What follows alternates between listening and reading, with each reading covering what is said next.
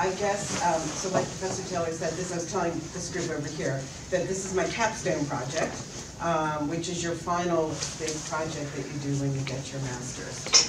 And in a master's in nursing education, which is what I'm doing, they want us to do a lecture and then submit a teaching plan and objectives and stuff like that. So that's what this is about, and I want you to feel free to act normally. You guys are not being filmed per se.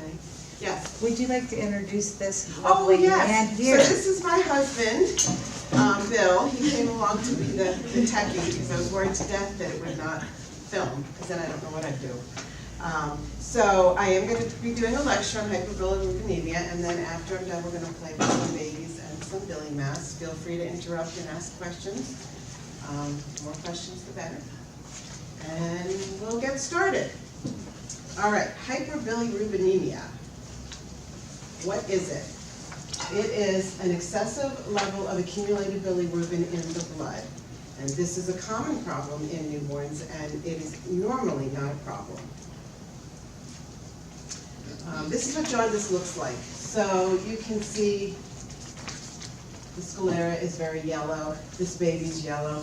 Honestly, when I do my lecture on Wednesday on metabolic disorders of babies, you'll see a couple of pictures of babies that really look truly jaundiced. They're more of a bronze, suntan. Actually, it's a healthy-looking blood that they have. This is not quite accurate. So you'll see.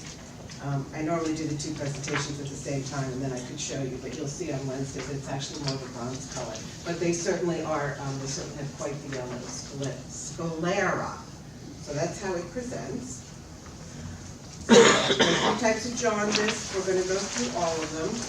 The first one is physiologic, the second is pathologic, and the third one is breastfeeding. So the first one, physiologic. This is what we see the most of. And for you, when you do your PEDS rotation, you have a good chance of being able to see a baby being treated for hyperbilirubinemia. So I'm not the brightest person when it comes to complicated chemical type things, so I tried to find the easiest slides to explain what happens when a baby has too much bilirubin. So, So in a normal baby, red blood cells die. At the end of their life, they die, they break down. They then become bilirubin. They then turn into bilirubin. The bilirubin ideally gets broken down into the liver. It combines with all sorts of other goodies in there. And it gets broken down to a water-soluble form, and then it gets excreted out in the stool, mostly the stool and a little bit in the urine. So this is what should happen. But babies' livers are not all that mature. And sometimes, if there are too many red blood cells, for various reasons we're going to go into, a lot of bilirubin is created. And all that bilirubin cannot be metabolized in the liver. The liver is too immature, it can't handle it. So a little bit of it gets metabolized, it goes into the stool and the urine, which is how we want it to be, but then a whole bunch of it goes back into the body, goes into the tissues, and particularly in the brain, it can cause some big problems for babies. So I have another slide to kind of go through it again, just to have it make sense. So again, here's your red blood cells. They get old, they break down. Here the bilirubin combines with albumin, and this is the normal pathway. It goes in and you can see all the different stuff that it combines with. And it goes into your intestines. It actually ultimately becomes urobilinogen, I like these words, and gets excreted. Does that all make sense? Okay, because I'm going to do that. All right. So there are two forms of bilirubin. There is conjugated and there is unconjugated. Conjugated is what should happen. Conjugated is the bilirubin that goes into the liver, as we talked about, breaks down, goes out to the stool and the urine, and life is good and there's no problem. It is water soluble, it is not toxic to the tissues, it loosely binds with the albumin, and this slide says it's freely excreted in urine. I don't know why stool is omitted, but it's freely excreted in both. So the problem bilirubin is unconjugated. That's That's the babies that get admitted to the peds floor to be treated. So this does not break down in water. It is very toxic to the tissues. And as I said, mostly it's the brain. When it builds up in the brain, that's where you get a big problem, kernicterus, which we'll talk about in a little bit. And this tightly binds with the albumin, and it is not excreted in the urine and the stool. So it's the unconjugated that gives us the problem. Kernicterus. As I just said. So this is very simply a buildup of bilirubin in the blood, in the brain. And it causes all sorts of nasty problems, and I have a very brief video that I'll show you. But usually occurs if the bilirubin levels are 25 or higher in term infants. Toxicity starts at 8 to 12 in sick or low birth weights. So what that means is the doctors have a chart that they use to determine, it goes by the how old the baby is, how many weeks the baby is, and how big or how small the baby is. And the levels of what is safe varies hugely, as you can tell. 8 is a lot lower. 8 is a lot lower than 25. So they look at this chart and they base whether the baby needs treatment or not. So just as a standard, a full-term 40-week baby that is a normal birth weight, we would treat 20 or over. So that's kind of your standard. And actually, the variation is huge. 8 to 12 in a normal 40-week newborn is beautiful, it's fine. But in a 36-weeker that's small for gestational age, it's a problem and they have to be treated. So that's what they go by in order to determine who requires treatment. All right, this is just a very quick video to show you what kernicterus looks like in children. So kernicterus would be the illness, the disease that happens when babies are not treated for bilirubin. I have never seen it. I hope there really isn't any reason why a baby in this country shouldn't be treated, although I do have a story about that. Now, how do I get the video to start? You might have to click it and actually touch it. But like outside the PowerPoint usually.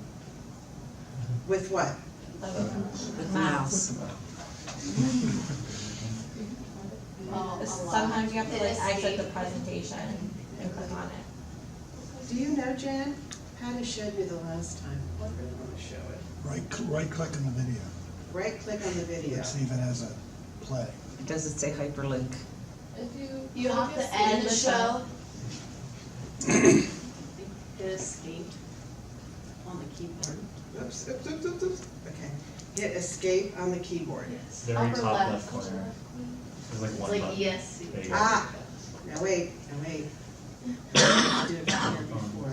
Slideshow. Okay, now I have all my... And then on the video. You can try clicking on the actual picture from behind. I should have asked Patty how to do that. Do you want some help? Sure. Come on. I welcome all technical help. Sometimes I just like to see if you guys can get it. Now, I know. That was cool. Oh, that's sick. Sorry. This is just a picture. Okay, now, Do you need the image help? yeah, it came up the last time. Did it? Yeah.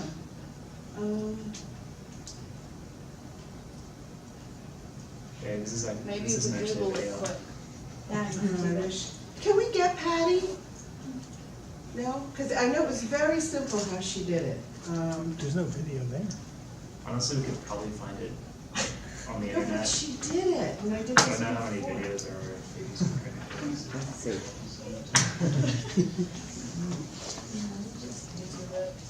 She did. I wish I could remember. So you don't think... Maybe whatever Patty did shut it off. She pressed something very simple. Yeah, it's just a picture. I'm crushed. I'm sorry. You tried. Oh, well, like it's not your fault because you were clicking on just a picture, which would have done it.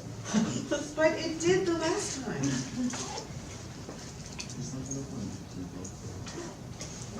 Should I look it up on YouTube? Yes. I sent a text to her. Improvise. It actually does pop right up. So. I mean, it's only a minute. It's like I'm doing this, but it's It's a video, it's cute. Connectors. Okay, so, yeah, connectors.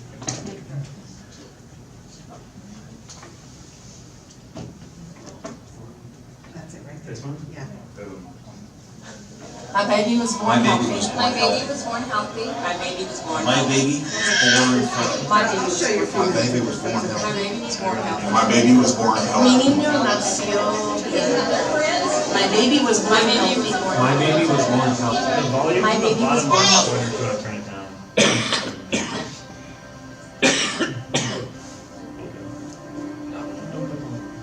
Just drag the.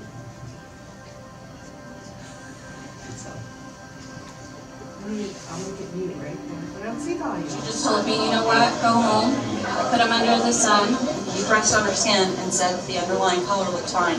He never took her bilirubin level. Donovan is like many others with connectors that was disregarded in the very first, most important moments of his life. We got a bilirubin number, but we were still sent home. We went in that following Monday. It turned out to be 41.7, but we still didn't get treatment until that night because it wasn't taken seriously. Kernicterus is brain damage due to excessive newborn jaundice or excessive newborn hyperbilirubinemia. When the bilirubin gets too high in the blood and moves out of the blood into the brain, usually in a newborn infant, then it can cause permanent brain damage, known as kernicterus. It's because of the physical disability. They have abnormal movements. When they try to talk, it sounds very distorted. So they're almost like they're locked in that they can't express themselves, can't communicate, and they look like they're severely cognitively impaired. But in fact, they aren't. They're quite intelligent, just trapped. I was there and got the initial what became PIC parents together, and I have watched this organization grow and do wonderful things. What are the good things PIC has done? They've raised awareness of kernicterus. They've got recommendations changed. They've done a lot of education of doctors and of parents. So PIC also brings families together so they can share the problems they've had and the solutions to the problems they've had, but also brings them together with physicians and researchers so we know what the problems are and we can help and know how to address them.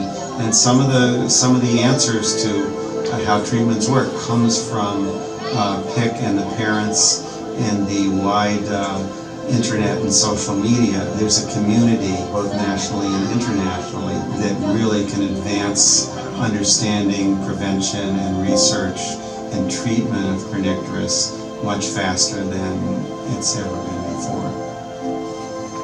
Kernicterus is totally preventable. It's totally Kernicterus is totally. Kernicterus is totally Kernicterus is totally.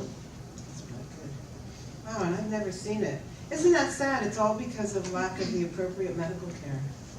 So could this happen like out in the Amish community if those families say when they delivered, the midwife said, you know, your baby looks healthy, and then they never go get checked? Could that happen in those So cases? that is a fabulous question. I need to hold that for my next lecture on Okay. Wednesday, because the Amish people are in a lot of metabolic diseases because they're a small population and they inbreed, you know, cousins marry cousins and that kind of thing.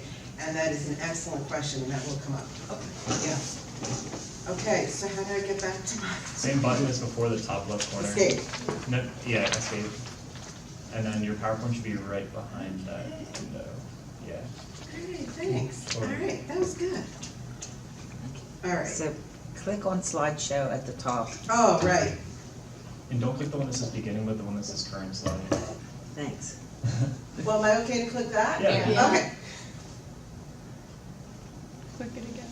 You got it. Go to current slide. Current slide, from current slide. Okay. Huh, that, it's my only video, so. All right. What are the risk factors for hyperbilirubinemia? Let's say this word. Jaundice in the first 24 hours of life. If they're that quickly jaundiced, they probably have a problem. family history. I had 2 daughters that had it. Ineffective breastfeeding, which can cause dehydration. And why do you think dehydration would cause an increase in bilirubin? Go ahead. You're not excreting it as much? Because you're not excreting it. Yep, very simple. And bruising. Why do you think bruising might cause high bilirubin? Go ahead. Just the excess blood, like in the tissues, that maybe not being broken down. Yes, if you're bruised, what do you have a lot of? The red blood cells, Yes. right? And exactly, and then you have a lot more to break down.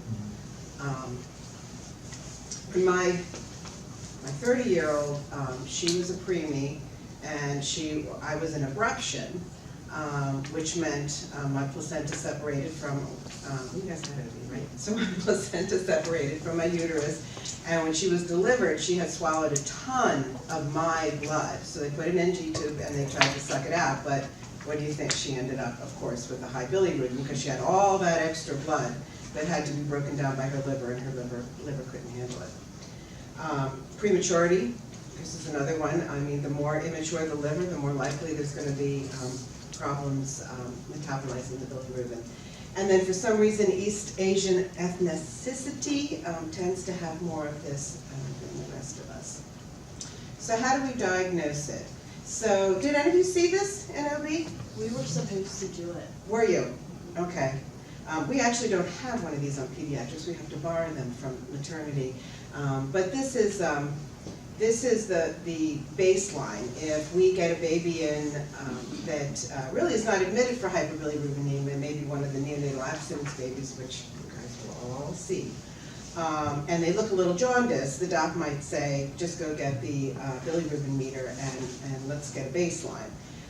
So this one, you put it on their forehead, and you hit it 3 times, and the machine will then give you an average. If that's a little bit elevated, then we're going to go to what would be the gold standard, which is, I'm sure all of you saw a baby being stuck for various reasons.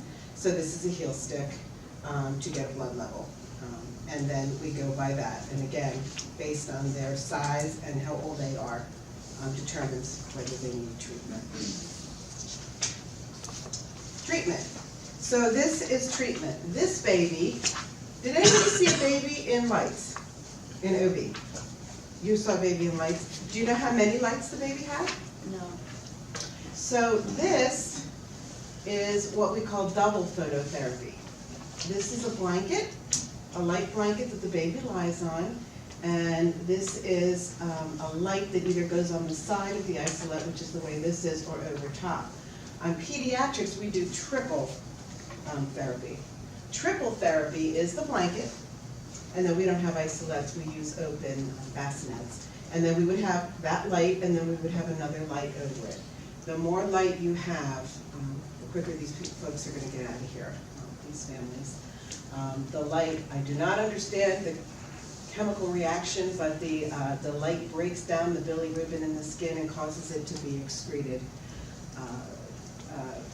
More of it excreted. So the more light we have, the better.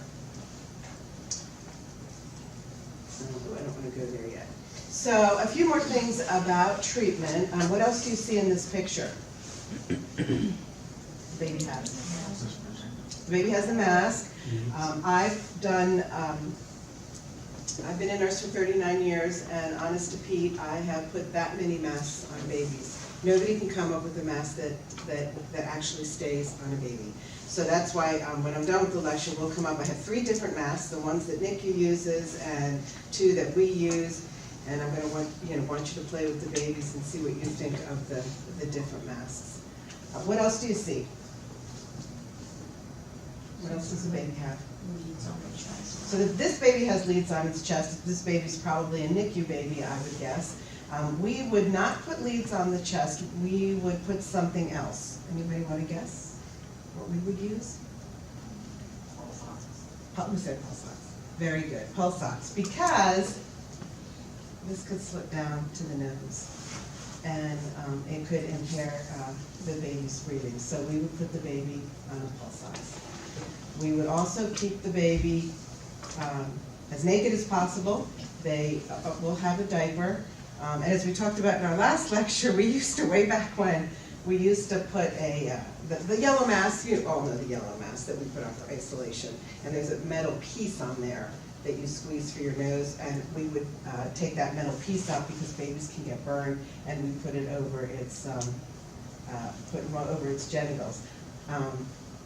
And I was saying, I thought they used to be naked, and Dr. Taylor reminded me that why do you think we wouldn't have babies completely naked? Other than the mess, particularly boy babies. Could it irritate their circumcision, the lights? Well, that's a good point. It could, but more importantly, it could affect too much heat on their genitals could cause a problem. So we do keep the diaper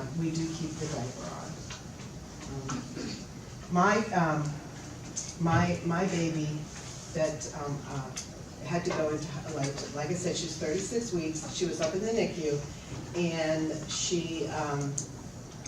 they let me take her home and do home phototherapy. Now, this was 30 years ago. We do home phototherapy now. The parents go home with the Billy blankets, although we don't see that very often anymore, the home. They get admitted, I don't know why. But because I was a peds nurse, I was the first mother that they let take a baby out of the NICU and do home phototherapy. So I thought that was great, called my insurance company, and they said, yeah, we'll pay for it, that's fine. So I take her home, it's February, and I put her under the lights, which those lights had no heat, the home health lights. And I took her temperature, it was 94 rectally. And I'll never forget calling the neonatologist, who was Dr. Liss, who's still up there today. And I was in a panic that she was 94 degrees, and he said to me, she will not turn into a pumpkin, don't worry. And he told me, I don't know if you remember all this, Bill, he told me to get space heaters, and I called my friends and my neighbors, and they all brought in their space heaters, and I got my bedroom up to 90 degrees, and I cooked her, and she was fine. And after all that, the insurance company refused to pay. They said if I had brought her into the peds floor for a few thousand more, they would have paid, but they wouldn't pay the $500 that it cost to do that. And I thought, well, my gosh, if you just said that at the beginning, I would have been happy to be on the peds floor and not be frantic about that mask all night, and have the nurses watch it. So all's well that ends well. She's alive and well, but that's my hyperbilirubinemia story. All right, so if this doesn't work, if the light phototherapy doesn't work, there is something called an exchange transfusion. I think maybe I've seen 2 of those. They're not very common. It's very simple. They just remove part of the blood, part of the baby's bad blood, and they put in healthy blood. This would be done in an intensive care. NICU may do it, and when we had babies that needed it, they were sent to NICU. If not, Hershey Medical Center would do it, but this is not something we would see on the floor. All right, potential complications of treatment. Obviously, dehydration. On our floor, those lights are very, very hot. So we have to watch the babies very carefully for that. We feed them every 3 hours. They have to feed around the clock every 3 hours. We take their vital signs before that. In the old days, we would make them stop breastfeeding and just formula feed. That was very traumatic. Now we don't do that. Now we let them breastfeed, and if we don't think they're getting enough, we then supplement. We used to put IVs in. We don't do that anymore. So it's a little bit less stressful for the families. Hypothermia and hypothermia, because obviously hypothermia, they're under those lights, they could get, their temp could go too high. Hypothermia, they're naked, and they could go too low, and newborns, as you probably all know, do not have the most stable of temperatures initially. And then again, burns, which thank goodness I've never seen, but you have to be careful because they can burn. All right, any questions about physiologic jaundice? So that's your normal run-of-the-mill jaundice, and we go now into pathological jaundice. So of course that means something is causing a problem more than just an immature liver.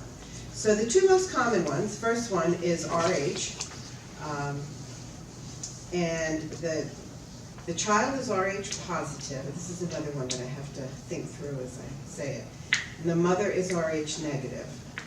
So red blood cells leak across the placenta. The mother does not like, her blood does not like Rh positive. She's negative. This is something foreign coming in. So she's going to fight it. And she's going to make anti-Rh antibodies that are going to attack the baby's red blood cells. So then what's going to happen? The baby's going to have more red blood cells that are going to break down, that are not going to, the liver's not going to be able to take care of. So you guys, I know, probably all learned about Rh. This is a cute slide that kind of explains how it works. And I am an Rh negative, and even, I'm sure as you know, even if you have an early miscarriage, an elective abortion, no matter what, if you're negative, you've got to have the RhoGAM shot to prevent further pregnancies from having a problem. So this Rh mom has no Rh positive antibodies, and her body needs to stay that way. And then this little guy says, you're right, this Rh baby can send Rh positive antibodies to mom. That's bad news for future babies. So baby is yelling, I'm Rh positive just like my dad. She's Rh negative. Mr. RhoGAM comes in and says, stop right there. I'm here to prevent mom from developing Rh antibodies that could affect future pregnancies.